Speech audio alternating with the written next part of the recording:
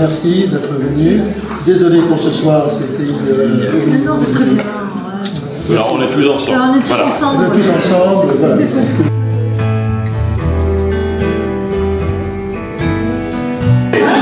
Très bien.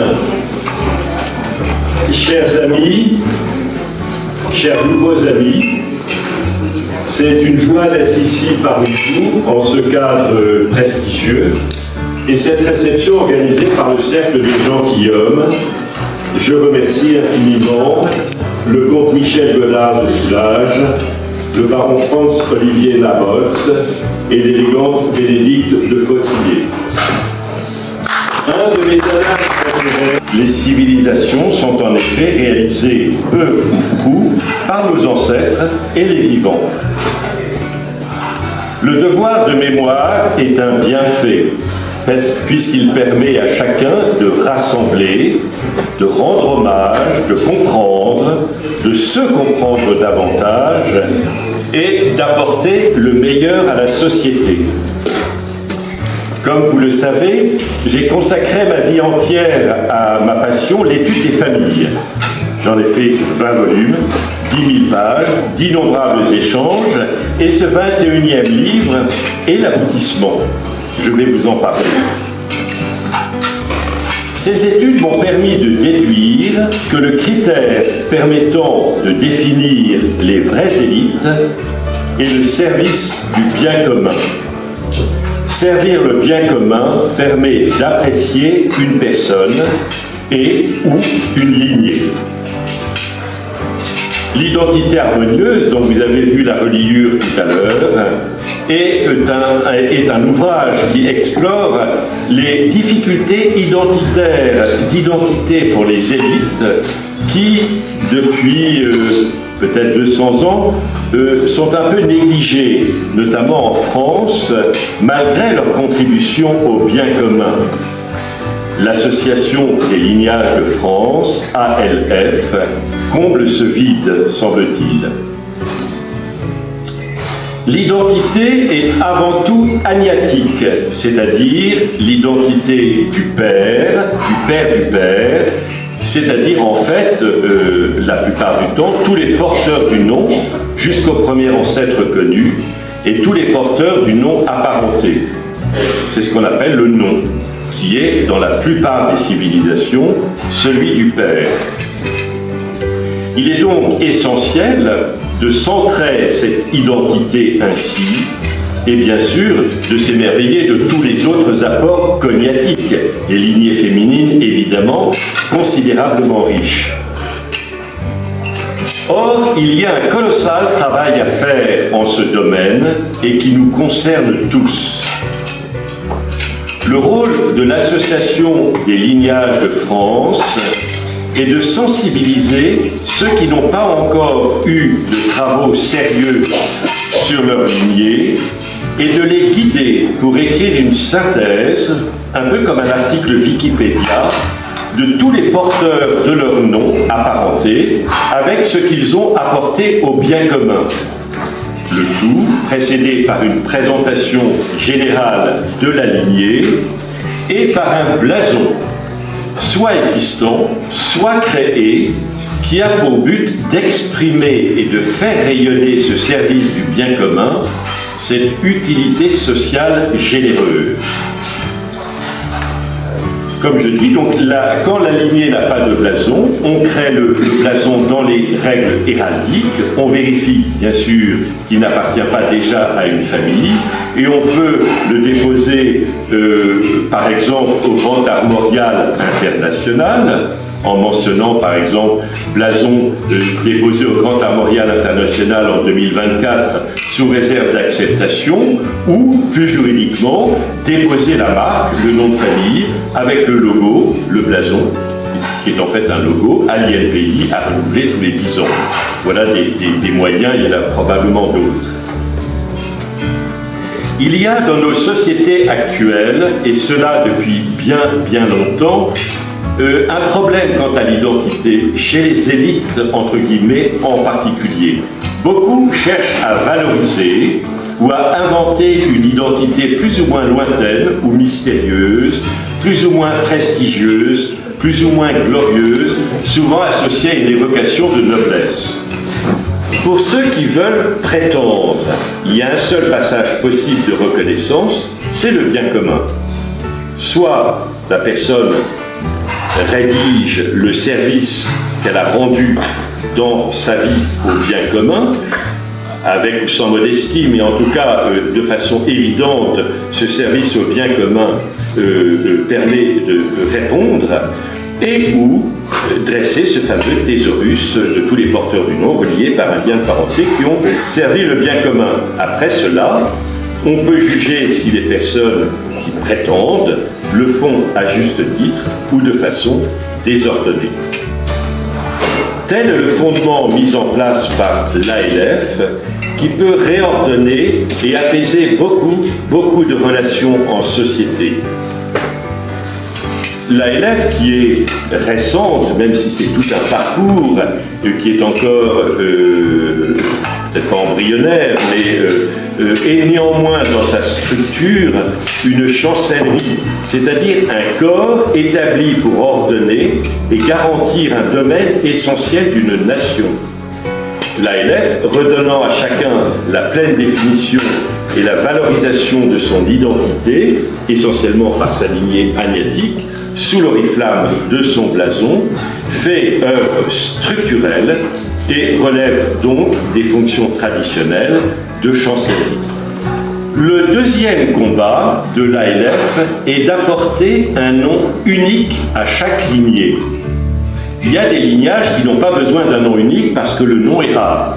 Mais il y a des noms très répandus, comme Dupont, comme Durand, comme Martin, ou dans les pays hispaniques, Rodriguez, Gonzalez, ou dans les pays asiatiques, Yang ou Wang. Bien sûr, pour les intéressés, ils sont un motif très légitime de fierté, puisqu'ils savent très bien à quoi correspond ce nom par rapport aux personnages merveilleux de leur ascendance et parentèle. Mais il n'est pas très juste pour des lignées ayant eu un comportement distingué sur des générations de voir leur nom aussi simplement demeurer comme avant, en définitive. Je m'explique. Il est remarquable de s'appeler Durand-Ruel. On évoque ainsi les tableaux, les collections, les personnalités, les génies, les talents. Alors que s'appeler simplement Durand n'a pas du tout le même impact en société et au sein des lignées et au sein de la psychologie des lignées, même si c'est la même famille. Nous pouvons appliquer ce raisonnement à toutes sortes d'exemples. Le but de l'ALF, en dehors des thésaurus agnatiques, qui est le premier but, est donc de faciliter dans l'usage courant l'adjonction d'un trait d'union ou d'un second nom ou mot après l'identité. L'identité reste et restera sacrée, Durand par exemple, pour distinguer chaque lignée des autres. Donc, chaque lignée peut se rapprocher de l'ALF et voir comment, par un trait d'union, puisque la particule n'est plus d'actualité, elle peut distinguer son nom et avoir un nom unique pour sa lignée. Bien évidemment, tout se fera dans les règles des États et administrations dont on dépend. Il n'est pas question d'être illégal ou d'usurper. De plus, au sein des lignées, chaque membre de la lignée pourra utiliser le Durand original ou s'appeler Durand-Ruel. Il choisira selon en toute liberté. Et on peut aussi, donc, comme je disais, imaginer une harmonisation avec les autorités au bout d'un certain temps d'usage. Par exemple, l'usage via les réseaux sociaux, souvent mal employé, mais qui là permettrait de mettre en évidence le nom, par exemple, Durand-Ruel, pour reprendre toujours le même exemple. La validation pour la lignée de ce nom de famille unique sera donc, de ce fait, l'expression du rayonnement, de la générosité et des bienfaits du service rendu. Les conséquences de telles mesures seront inouïes. Et c'est pour ça que l'association, bien que française, est ipso facto internationale et valable pour chaque pays et chaque peuple. On peut s'attendre, bien sûr, à des oppositions, à ce que les religions, les politiques des différents pays ne permettent pas les mêmes choses de la même façon. Mais tout cela se fera pragmatiquement, au fur et à mesure, avec du bon sens et avec la force des bienfaits générés et reconnus. L'ALF est française, elle est catholique, traditionnelle et légitimiste dans son ADN. La réalisation des deux buts, thésaurus agnatique et non judique, permet d'accueillir tous ceux de tous les pays qui ont cet idéal et cette action. Donc cela peut s'appliquer à des familles non religieuses, non chrétiennes, d'autres appartenances, du moment que le travail est fait, les thésaurus, et ce travail sur une identification unique de chaque lignée. La Croix-Rouge, par exemple, n'impose pas d'appartenance, ni à l'encadrement, ni aux malades, et pourtant on connaît l'ADN. Chacun est donc bienvenu, avec une certaine vision traditionnelle de la famille et la définition de l'identité. L'ALF fait donc un travail d'infini respect pour tout ce qui nous est donné par nos ascendants. Il n'y aura plus de gêne à un Durand d'épouser un nom plus connu, puisqu'il sera Durand-Ruel, de grande renommée, de parfait rayonnement et parfaitement défini et identifié par tout un chacun. Je prends toujours le même exemple parce que nous pouvons parfaitement imaginer les situations. Voilà, donc l'ALF collectera et collecte actuellement les thésaurus. J'en ai pratiquement 1 ou 2 par jour, des nouveaux thésaurus, donc des personnes que l'on sensibilise à réunir leur mémoire et de consigner ça en un article très simple d'une, 2 ou 3 pages. Il y a une demande vraiment énorme partout et c'est pour ça que chaque jour les choses se mettent naturellement en place et nous pouvons imaginer 1001 réalisations. Il existe aussi un cercle de sociabilité au sein de l'ALF, c'est le cercle des lignages, issu de mes activités événementielles de mon agence Pour vous les princes, pour vous les princesses, mais aussi de mon cercle Le Paris du Nord, destiné à glorifier la sublime civilisation des Flandres méridionales et ses familles. La plupart des dîners sont effectivement consacrés à une famille marquante de cette riche civilisation. Je vous annonce d'ailleurs que le lundi 4 mars au Cercle Interallié, nous aurons un grand dîner de gala en tenue de soirée sur l'île capitale des Pays-Bas depuis les ducs de Bourgogne, en passant par les Habsbourg, en passant par Louis XIV, etc. etc. Donc ce sera un florilège de noms et d'évocations très fortes avec beaucoup de personnes qui vont être présentes ce soir-là, etc. etc.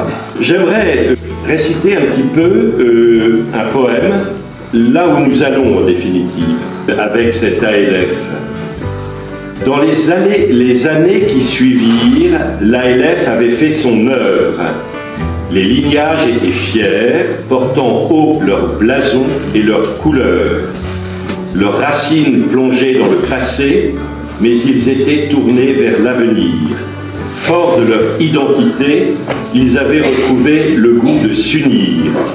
Le patrimoine des lignages avait retrouvé sa place dans l'histoire. Chacun avait sa propre histoire, ses secrets, ses gloires. Leurs symboles étaient devenus des marques connues et reconnues, symboles d'une fierté renouvelée, d'une identité restaurée, résolue. Les jeunes générations avaient redécouvert leurs ancêtres et leurs héros. Leurs exploits étaient des exemples, leurs faiblesses des épreuves à surpasser.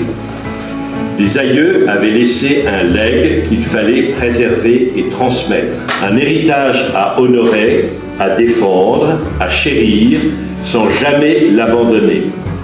Les lignages avaient retrouvé leur place dans la société.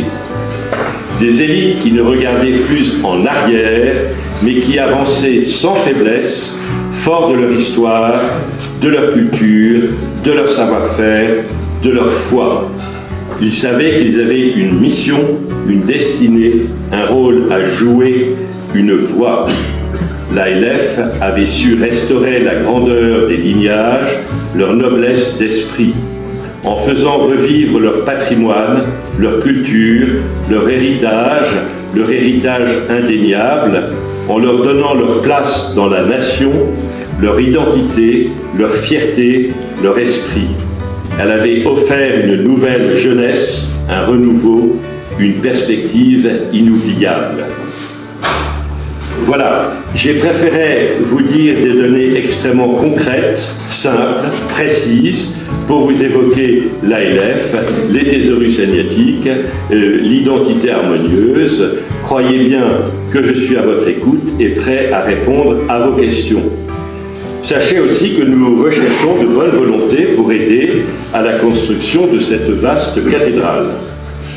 Voilà.